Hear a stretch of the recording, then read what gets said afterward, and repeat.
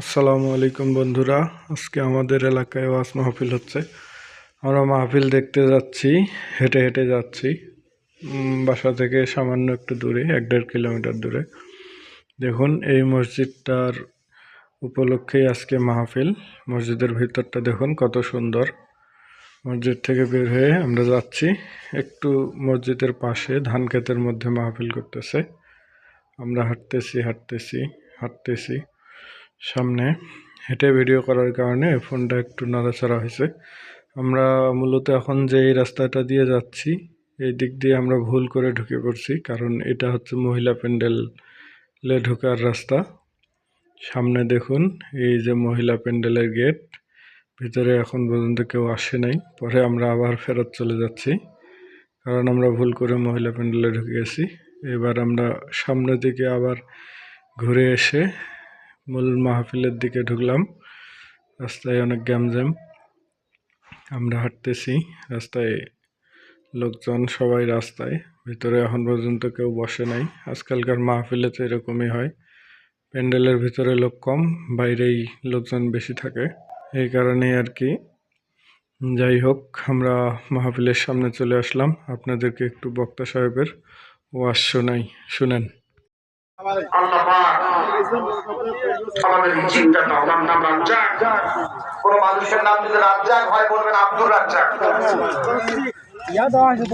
কোন মানুষের নাম যদি হয় রহমান বলবেন আব্দুর রহমান।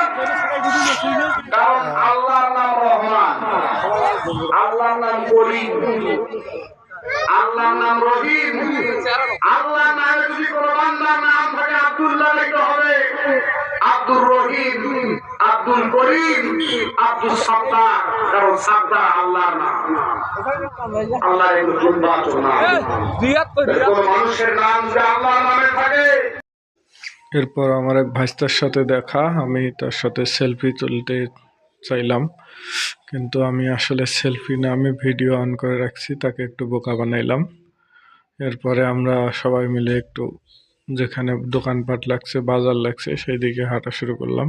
একটা ছোট বাচ্চা একটা লাইট উড়াচ্ছে উপরে। এখন বাজারের দিকে যাচ্ছি। বাজারে অনেক গ্যামজাম, কারণ আজকাল তো মানুষ ওয়াজের মঞ্চের সামনে যতটুকু সময় ব্যয় করে তার 2 গুণ সময় ব্যয় করে বাজারে আসলাম। বেলুনের দোকান প্রথমে লাগাইছে, এখানে অনেকগুলো দোকান লাগছে।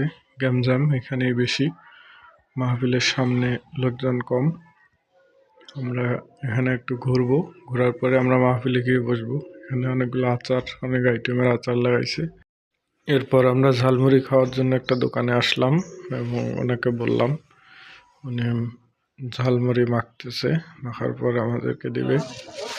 ওনার মাখা খুব সুন্দর, আমাদের এলাকায় মাহফিল হলেই আসে। এরপর আর এক চাচতো ভাই এসে বলল, চলো ওই দোকানে যাব, ওই দোকানে বুট আছে, বিভিন্ন আইটেমের বুট, আমরা বুট মাখা খাবো। পরে আবার অন্য দোকানে আসলাম, এই দোকানে উনি বুট মাখিয়ে দিচ্ছে সুন্দর করে, আমরা বুট মাখা খাবো। খাওয়ার পরে আমরা মাহফিলে গিয়ে বসবো। সবাই ভালো থাকবেন। আসসালামু আলাইকুম।